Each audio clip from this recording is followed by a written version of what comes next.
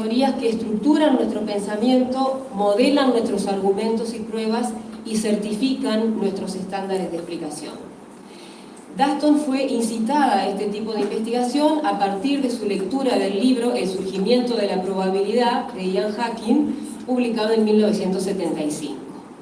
En 1987 publicó con Lawrence Kruger y Michael Heidelberger La revolución probabilística.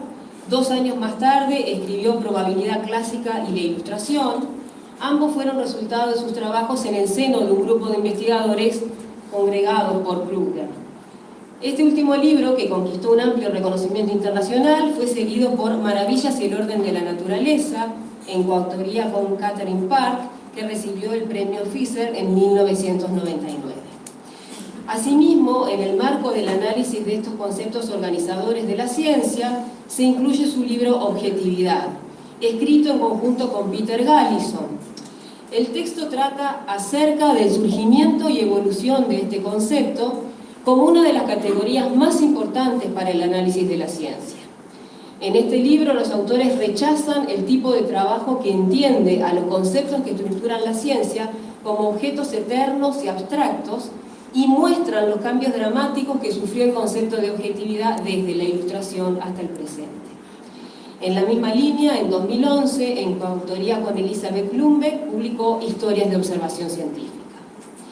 El libro Biografías de objetos científicos, editado por Daston, es una compilación de 11 artículos que ejemplifican el surgimiento de distintos objetos científicos.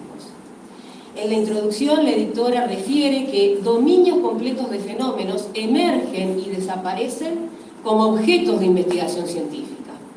Cada ensayo muestra cómo un conjunto de fenómenos, hasta cierto momento ignorados, desconocidos o dispersos, se transforman, como resultado de ciertas condiciones de posibilidad, en objetos científicos que pueden ser observados y manipulados, capaces de ramificaciones teóricas y sorpresas empíricas, que nos hacen coherentes, al menos por un tiempo, como entidades ontológicas, sin obligarnos a tener que decidir entre invención y descubrimiento. Los objetos científicos tienen una ontología histórica, son a un mismo tiempo reales e históricos. Por otra parte, en uno de sus libros más recientes, La ciencia en los archivos, Daston se propone socavar las oposiciones habituales entre las humanidades, guardianas de la memoria, y las supuestamente amnésicas ciencias empíricas, al sostener que éstas tienen sus propios archivos. Ellos son el repositorio de lo que cada disciplina considera que vale la pena conocer y preservar. Sus prácticas, que incluyen el almacenamiento, la clasificación y la recuperación de datos, son la condición previa de la investigación. En ese sentido, la historia aparece como parte integral de estas ciencias, aunque los archivos sean en su mayoría invisibles en sus relatos.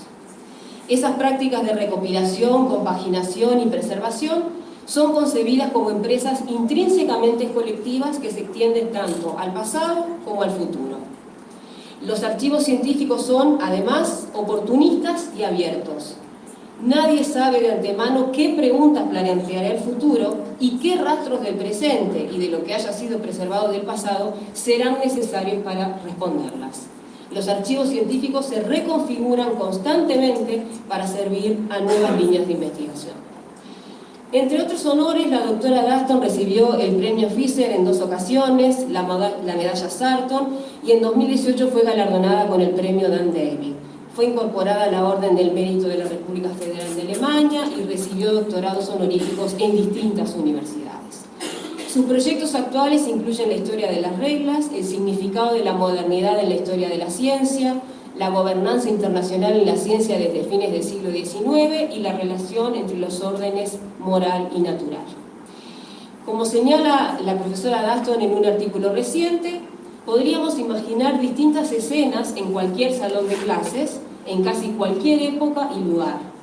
En todas ellas, los estudiantes se forman en alguna versión de las 3 técnicas culturales fundamentales que subyacen a todas las demás prácticas cognitivas en las sociedades alfabetizadas: la lectura, la escritura y el cálculo.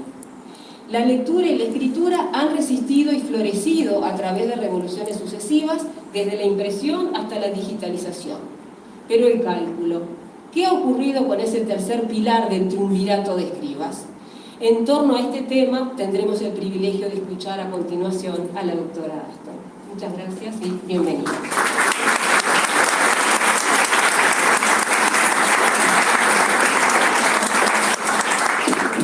Many thanks, Maria Lava, for that generous introduction.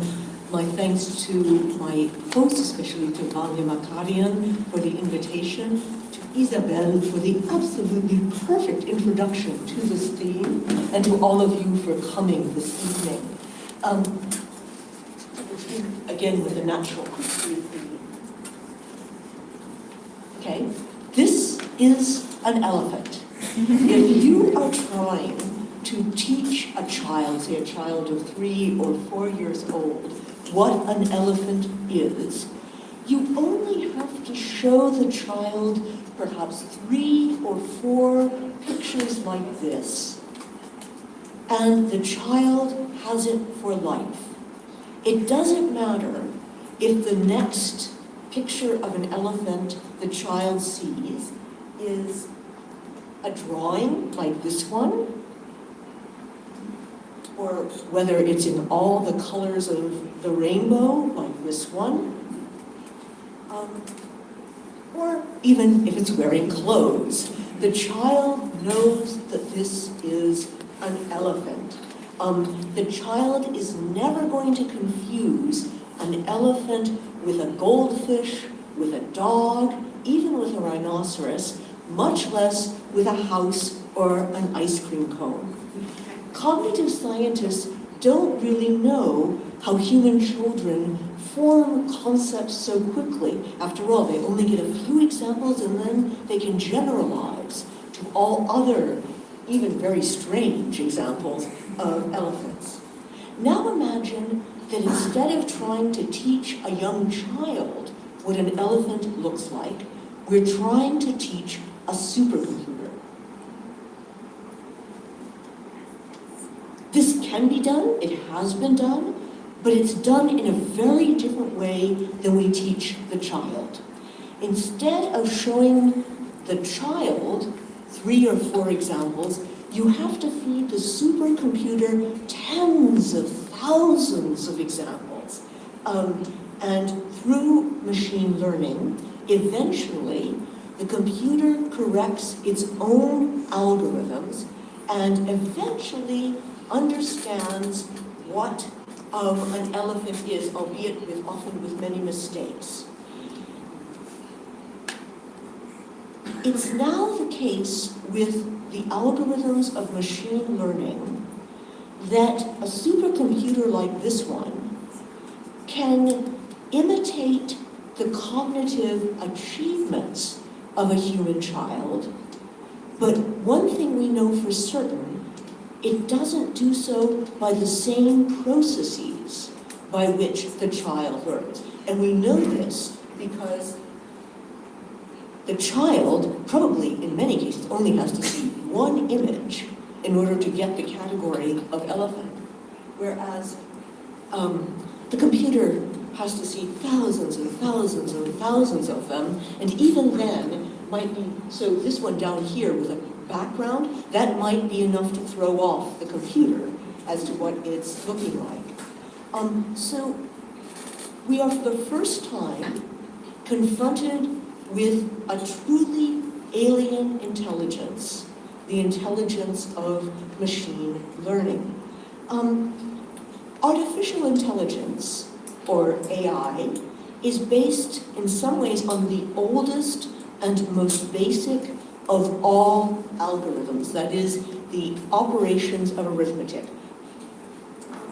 Addition, subtraction, multiplication, and division. All over the world, in cultures from ancient Mesopotamia to ancient China, medieval India, medieval Europe, learning to calculate with the basic algorithms of arithmetic is one of the 3 techniques of scribal cultures, the other being reading and writing. And here we see the allegory of geometria teaching students sometime around in the 14th century. In the context of big calculation, that supercomputer that I showed you a moment ago, in which thousands of numbers were crunched by human computers before the invention of mechanical calculating machines, especially in the context of astronomical observations, but also in the offices of tax collectors or in banks. In those days, calculation was classed as a form of intellectual hard labor, of intellectual drudgery. The astronomer Johannes Kepler, who is trying to figure out the orbit of the planet Mars around 1604, complained bitterly about all the calculations that he had to do by hand. This is a folio from Kepler's notebook. For hundreds of years, if not thousands of years, we have the complaints of astronomers and mathematicians about how tedious it was to have to do all of these calculations by hand. And perhaps some of you are as old as I am and can remember before the age of pocket calculators doing some of these by hand. From Blaise Pascal, whose calculating machine we just saw an image of, this is Pascal's Machine Arithmétique from 1645. From this first attempt at a calculating machine to the designs for Charles Babbage's analytical engine around 1840, and thereafter, calculating machines have promised one thing, and that is, to quote Pascal, to relieve you of the labor that has so often fatigued your minds. It's therefore really surprising that artificial intelligence, nowadays our best candidate for a form of intelligence which may equal or even surpass human intelligence, should turn out to be all about calculations, as we just saw in the film that Isabel showed us.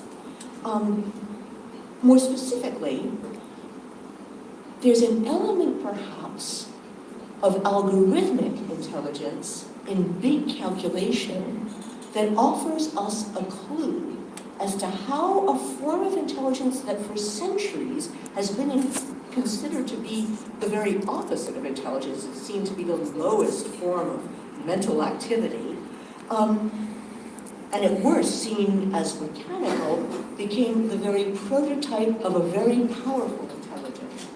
And here you see the first time that a computer beat a chess grandmaster. This is IBM's Deep Blue, defeating Boris Kasparov. And you'll see Boris Kasparov is really very unhappy about this in May of 1997.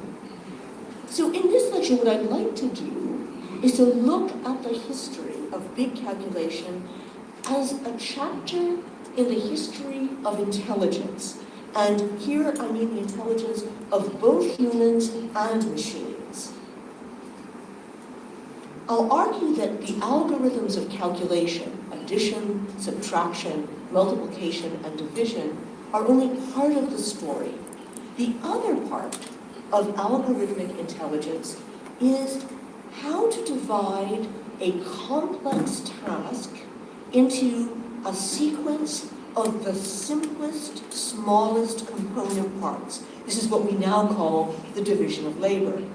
As we'll see, the history of algorithmic intelligence, as practiced by both humans and machines, belongs as much to the history of work as it does to the history of mathematics. So we now shift the scene. It's Paris, 1791. The French Revolution, which broke out in 1789, has just introduced the metric system. The metric system is to the French revolutionary government what the moon landing was to the American government in the 1960s. This is its big scientific prestige project.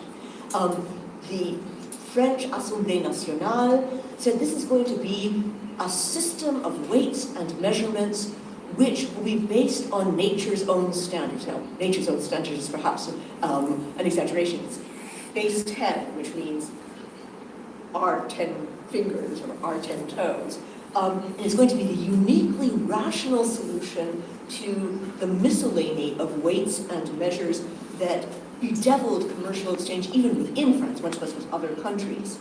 So, as I say, from its origins, this project was a French prestige project, and all over Paris, there were mounted in the walls meter sticks like this one. This is the last one that survives from the French Revolution. Next time you're in Paris, look at the Vaugirard across from the Jardin de Luxembourg. This is the last one that survives. It's supposed to show the superiority of the French metric system over all other systems of weights and measures, and, just as with the moonshot in the United States, it's supposed to show the superiority of the French revolutionary government over all other kinds of government.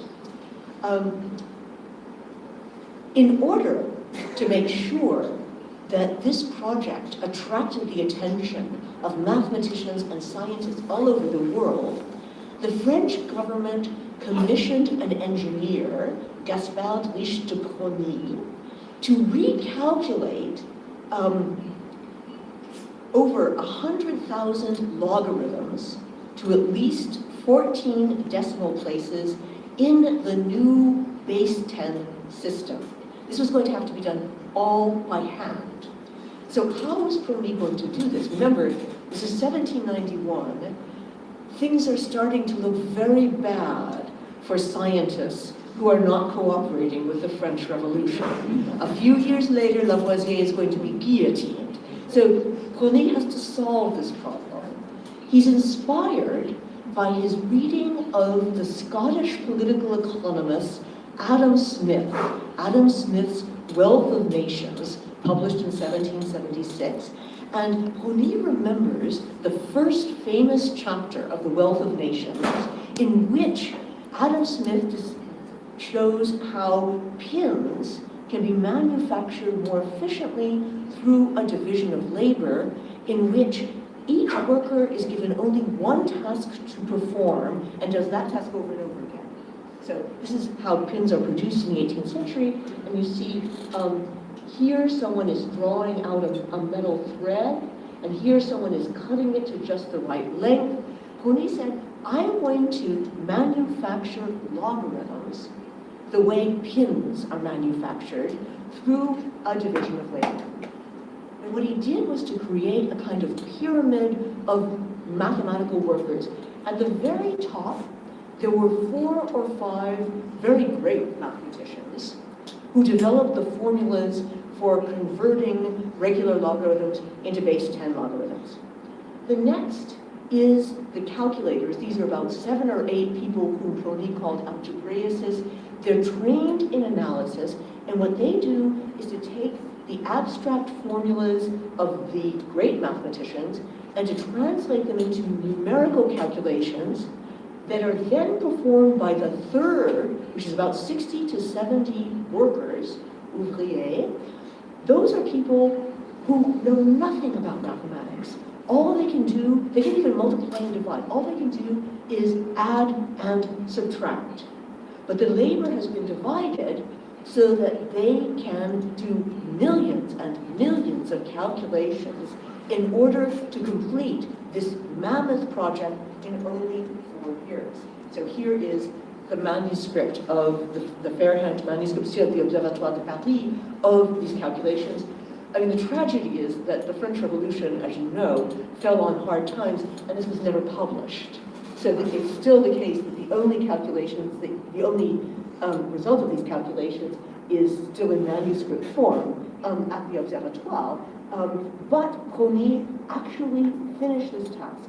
Broglie's project attracted a great deal of attention, just as the French Revolution had hoped, and it especially impressed the British mathematician and political economist Charles Babbage, who suggested that the workers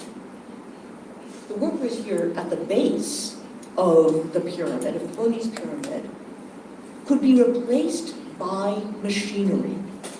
And it would only be necessary to employ people to copy down as fast as they were able the figures that were presented to them by the engine.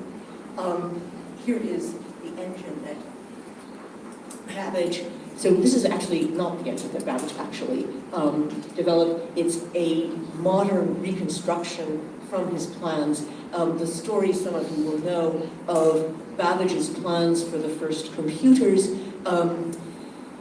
swallowed up his fortune, he was a banker, and also 35,000 pounds, an enormous fortune at the time, of money from the British government, but he could never really get it to work. One thing that's important to keep in mind about the history of calculating machines is that although we have them since the mid-17th century, they don't work. And the reason they don't work is that, you see those wheels, all those wheels there? They stick.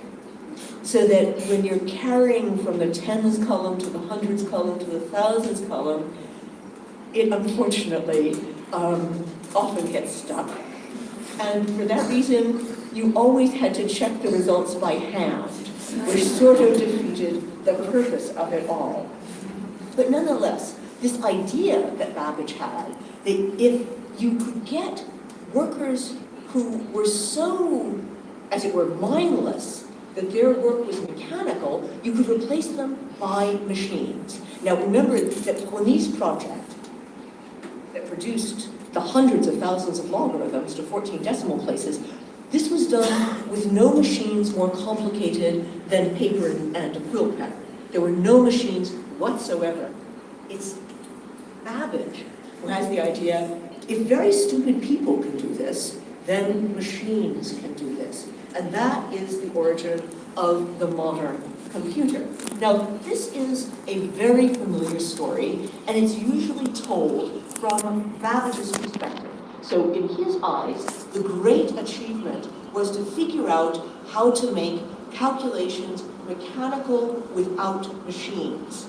And therefore, it was, or so Babbage thought, a short step to go from the merely mechanical workers at the base of Plony's pyramid to real machines. So for Babbage, and for everybody else who's followed Babbage in this, the critical step in this are the workers.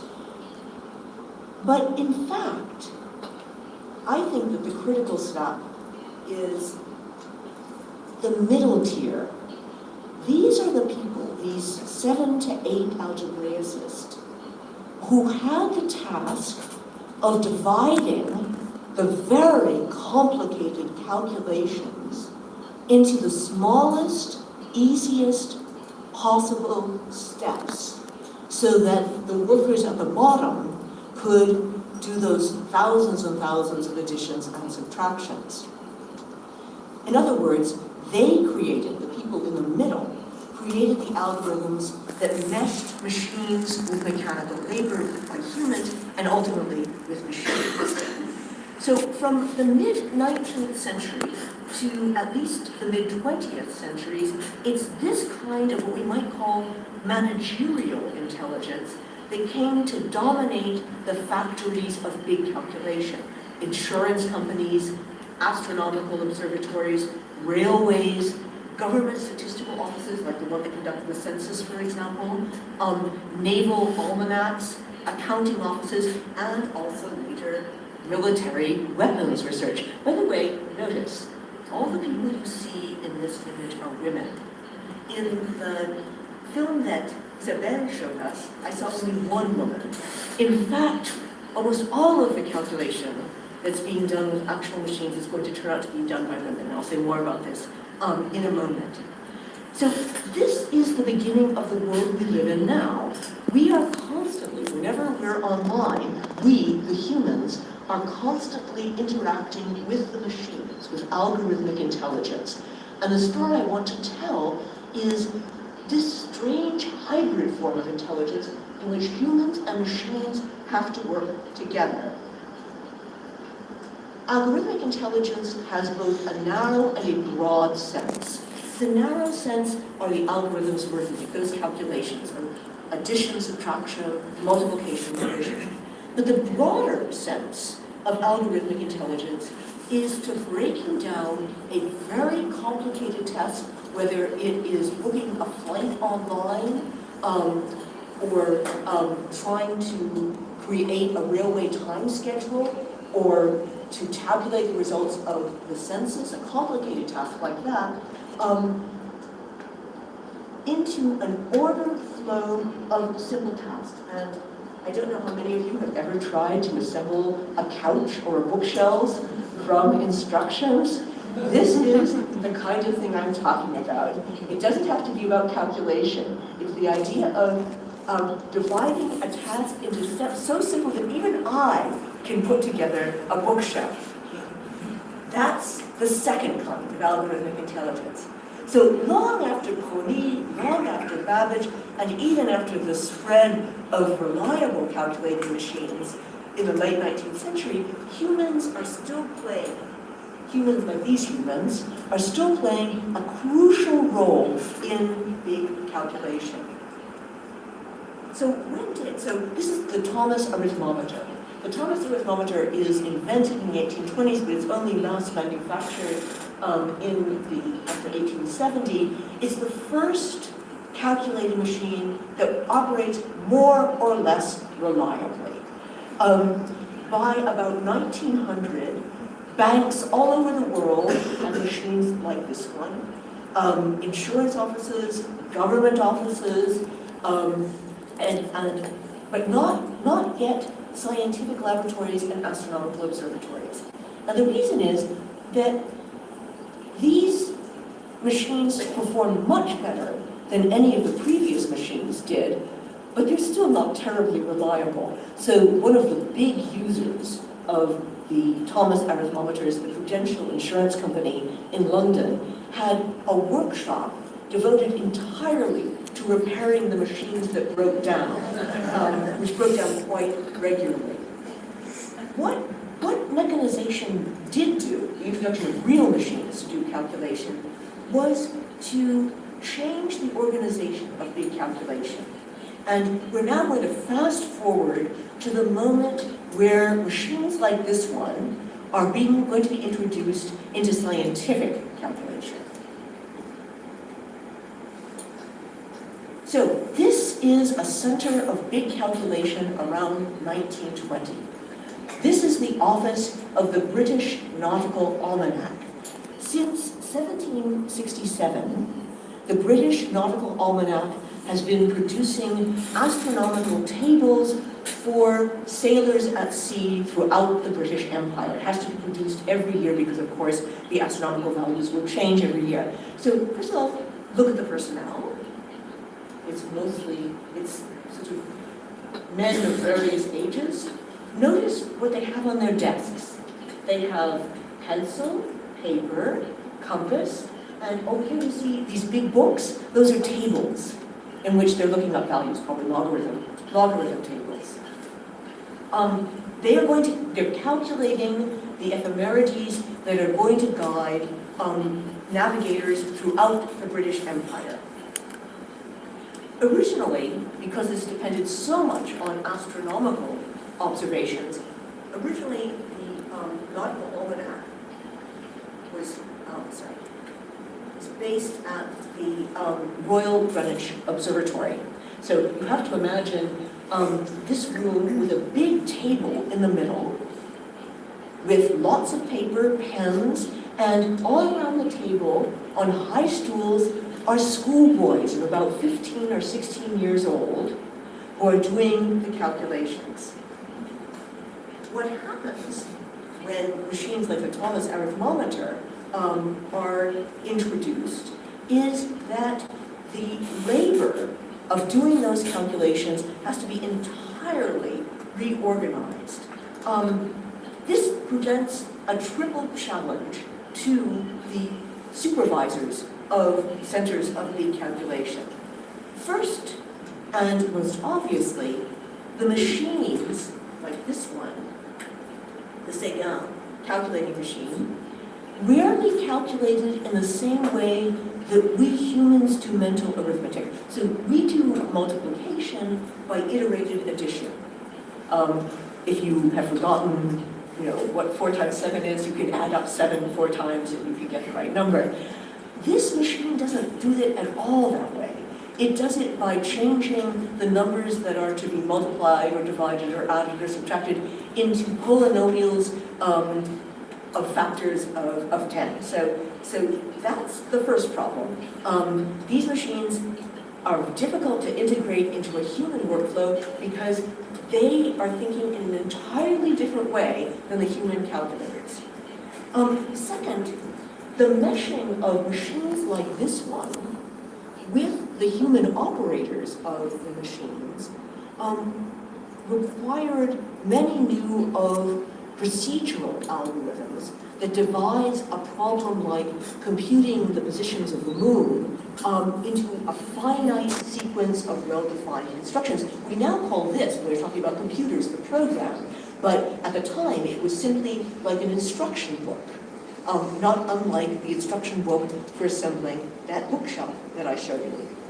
And third, the interactions of the humans and the calculating machines demanded new efforts of Herculean attention on the part of the human operators who, far from being liberated from the tedium of big calculation. Remember Pascal's promise that the calculating machine would relieve the human intellect. Far from relieving the human intellect, they placed greater burdens than ever before. So I'm going to start with the first and second parts of the transition, and then I'll come back to the problem of human intelligence. So it must have been a really difficult transition to go from the silence of the octagon room at the Royal Observatory, where all you heard was the scratching of pens and the turning of the pages of the logarithm tables, to a room filled with adding machines like this one. So that one goes from the office looking like this, where you could have heard a pin drop, to looking something like this, with those Burroughs calculating machines. When the first Burroughs calculating machines like this one, were introduced into the office of the Nautical Almanac around 1930, it was almost unbearable.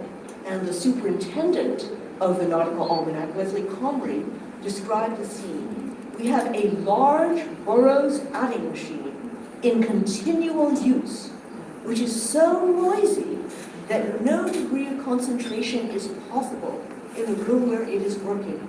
It is essential for the sake of the other workers that the machine have a room all by itself. Now, why was the office so crowded? Because the use of the machines dictated that work that had previously been farmed out to outside workers, so these might have been retired calculators or teachers or clergymen or their relatives who are looking to have their modest incomes. Instead, now all the calculations have to be done in the office. They have to be done in the office, especially since these expensive machines could not leave the office. Moreover, these workers, unlike the other workers who worked at home, required close supervision. They were cheaper workers.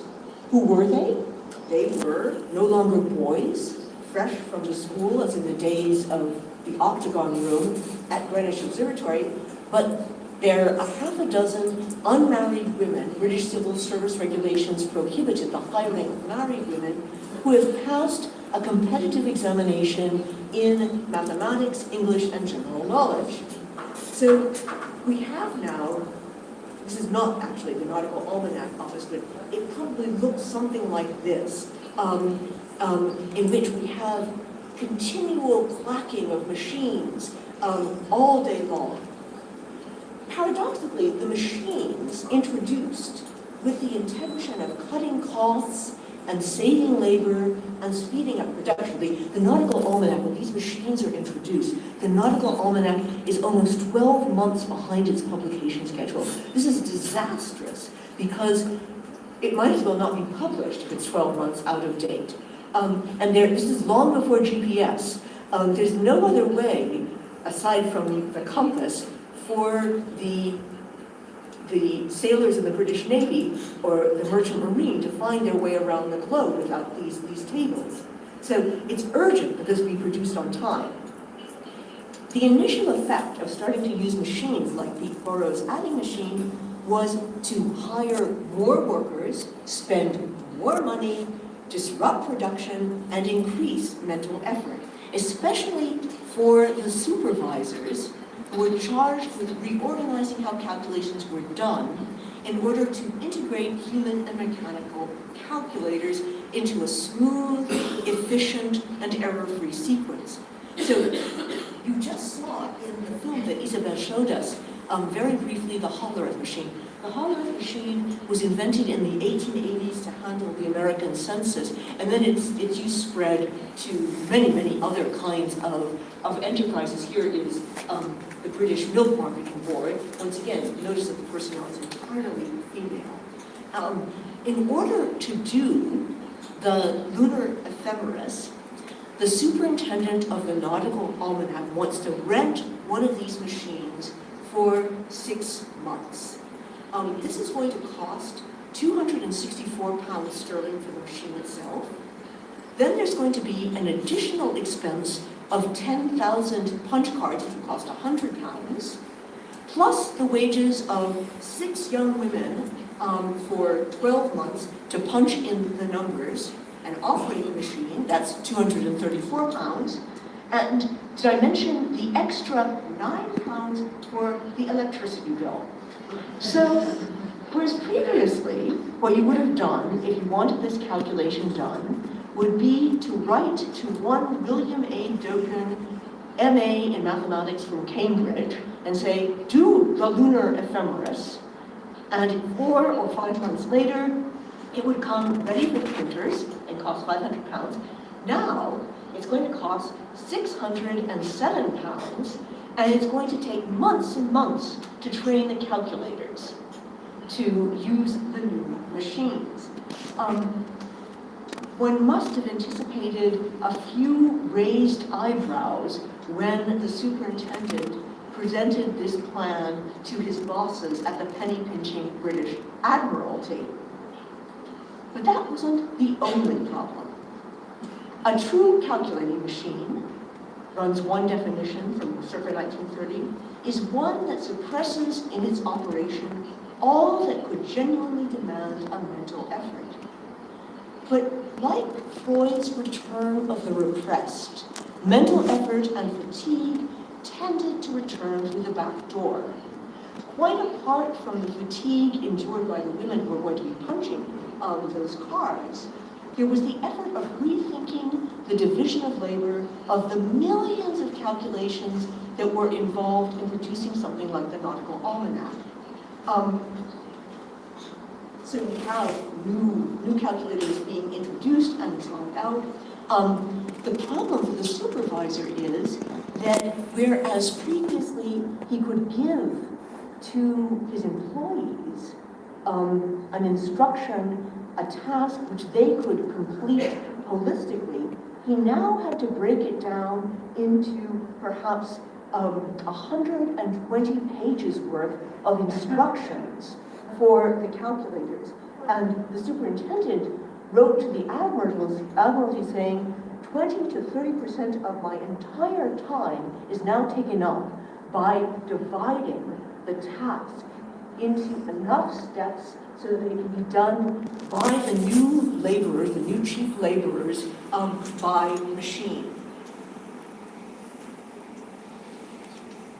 This is the analytical intelligence of algorithmic intelligence concentrated to an essence.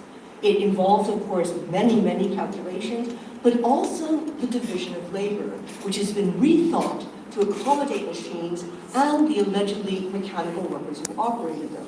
all in the name of cost cutting.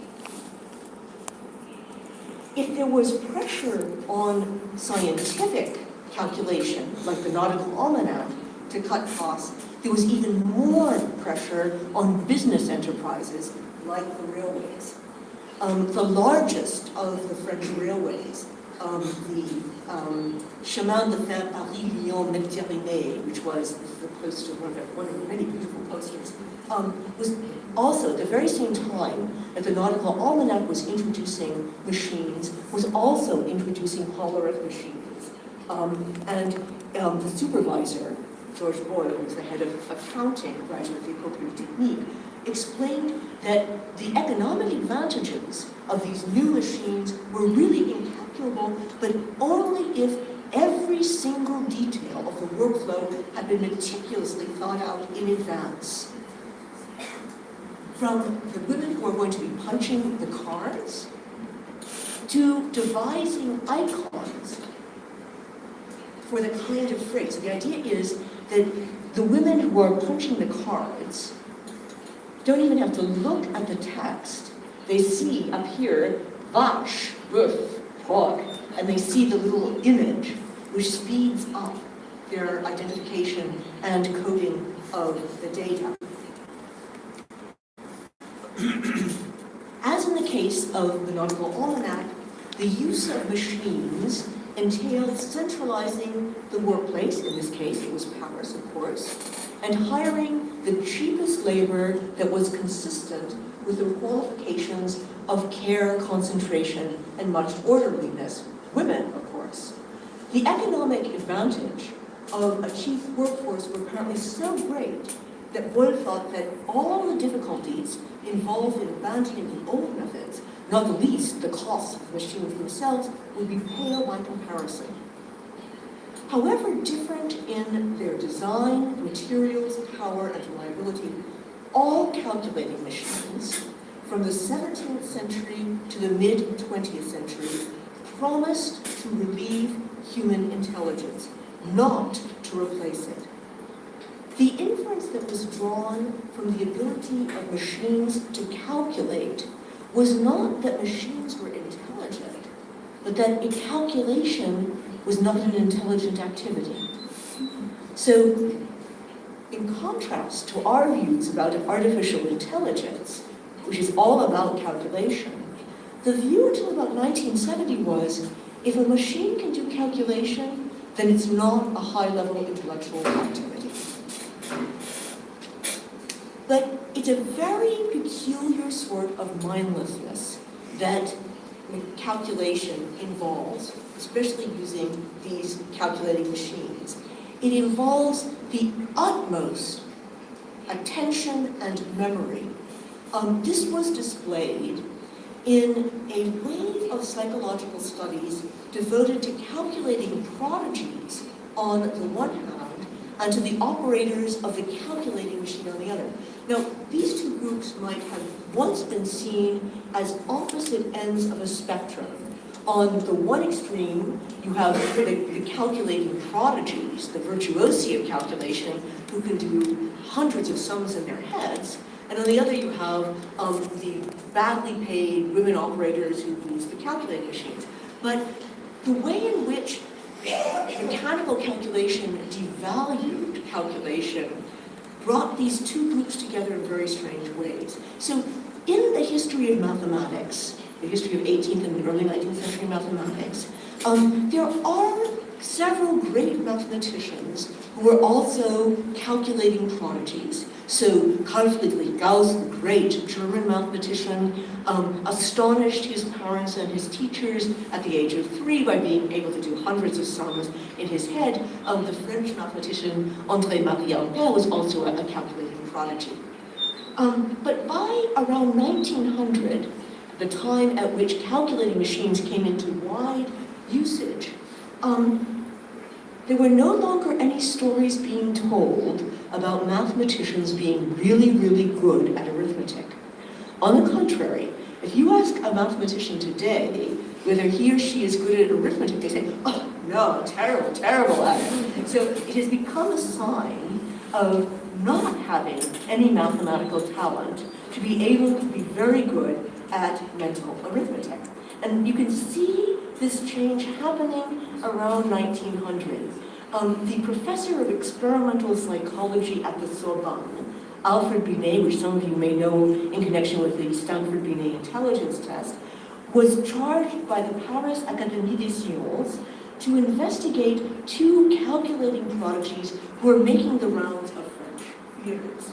So here's one of them. This is the Italian calculating prodigy, Jacques Inaudi. Jacques Inaudi would appear regularly on the Paris stage and do remarkable sums in his head.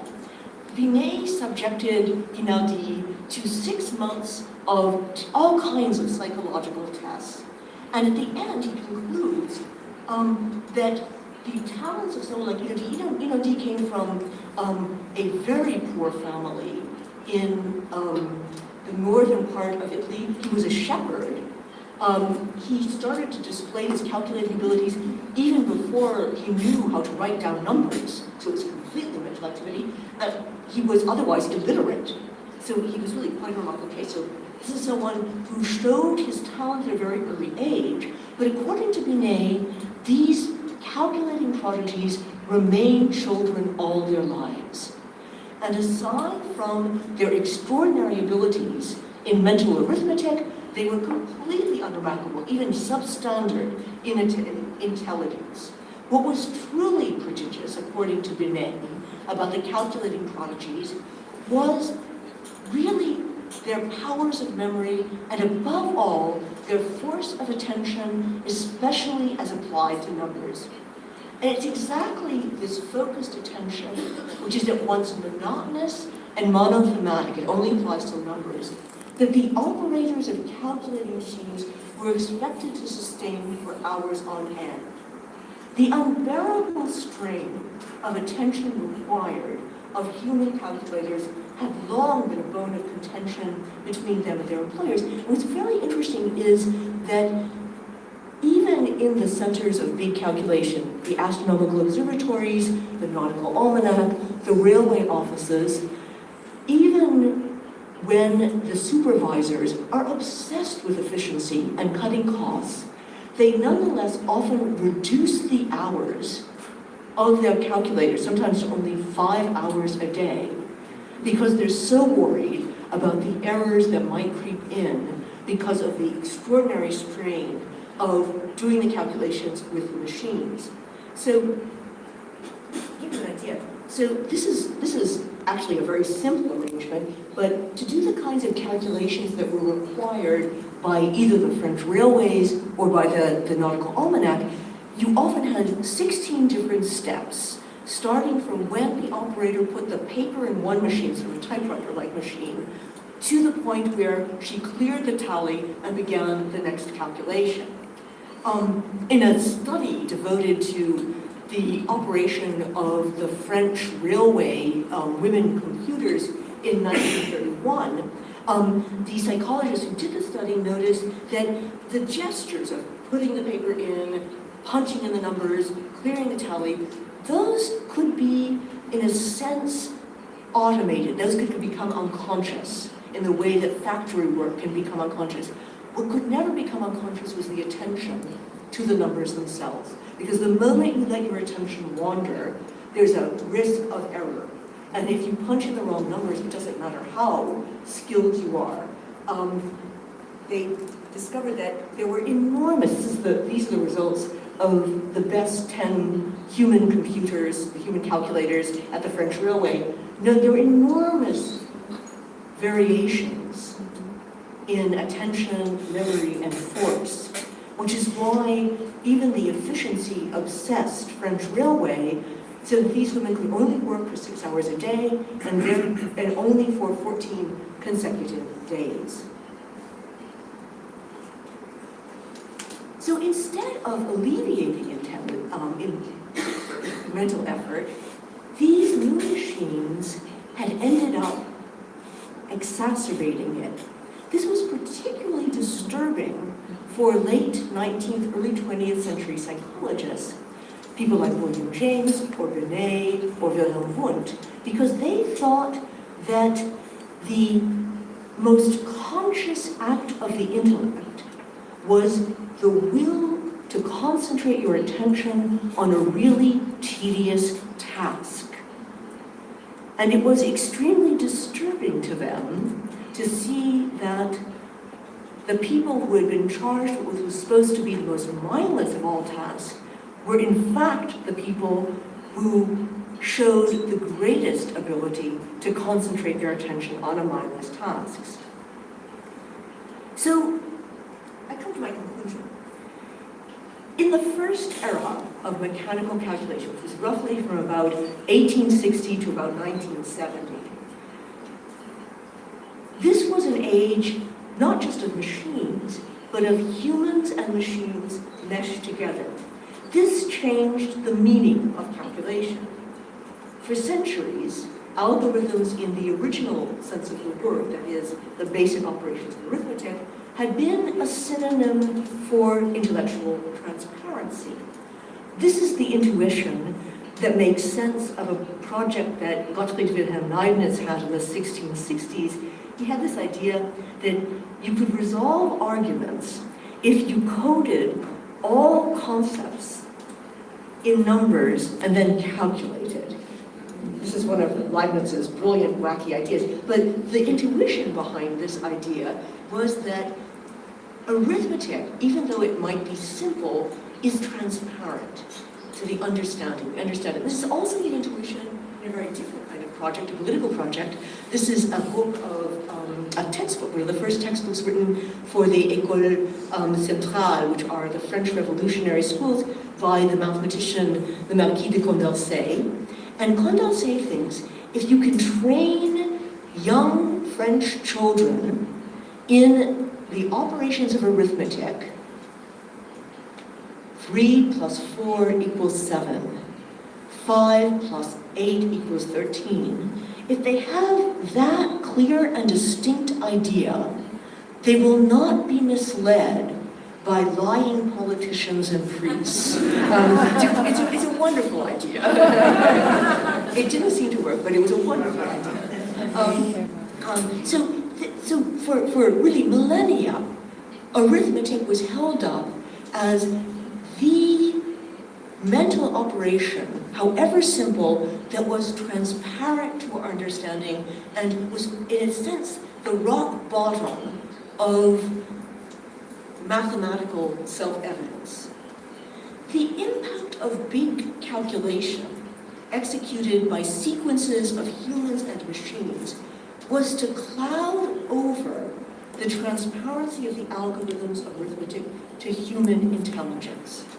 So remember how I began, which was that the machine learning, which eventually will teach a computer how to recognize an elephant, we have no idea how it does this.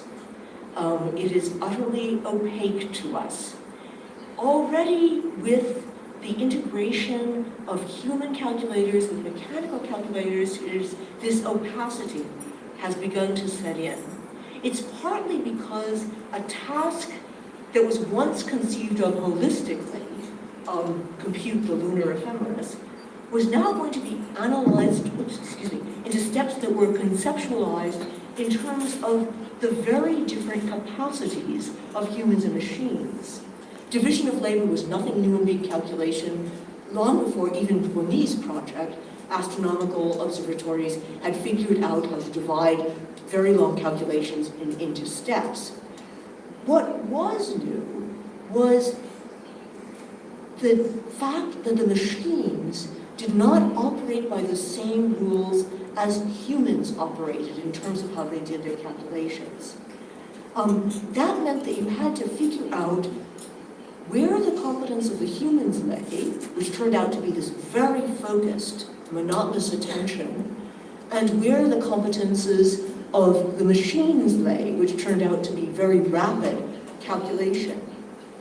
That's why the superintendents of the French Railway or the British Nautical Almanac had to think in terms of, completely rethink the steps of complicated calculations, which, after all, had been performed for centuries already by teams of entirely human calculators, organized according to a division of labor, but a very different one. The overall effect of these changes was to make calculation more efficient eventually, but also more opaque, at least to human intelligence. Even stranger was the change wrought by the interaction of human and mechanical calculators to the mindful direction of voluntary attention. The operators, who continued to be women right through the 1970s, here they are at NASA's Jet Propulsion Laboratory, calculating probably the trajectory of that rocket that went to the moon. The operators may no longer have performed the actual calculations, but the vigilant attention demanded by their task was every bit as tedious and wearisome as the mental labor that had motivated the invention of calculating machines in the first place. Mental fatigue among these operators was evidently so great that their working hours were shortened, in defiance of the iron rule of economy that had justified the purchase of the calculating machines. Calculating machines, even reliable ones, did not banish mindfulness and monotony from big calculations. They simply displaced these mental exertions to other tasks and people. Yet in so doing, they created an entirely new form of human intelligence. It was at once intensely mindful in its concentration of attention, but also blankly mindless in the Wittgensteinian sense of being opaque to the understanding. This oxymoronic state, intense concentration but without understanding, has become all too familiar to anyone who has ever filled out a form online. This is the way we think now. Thank you very much for your attention.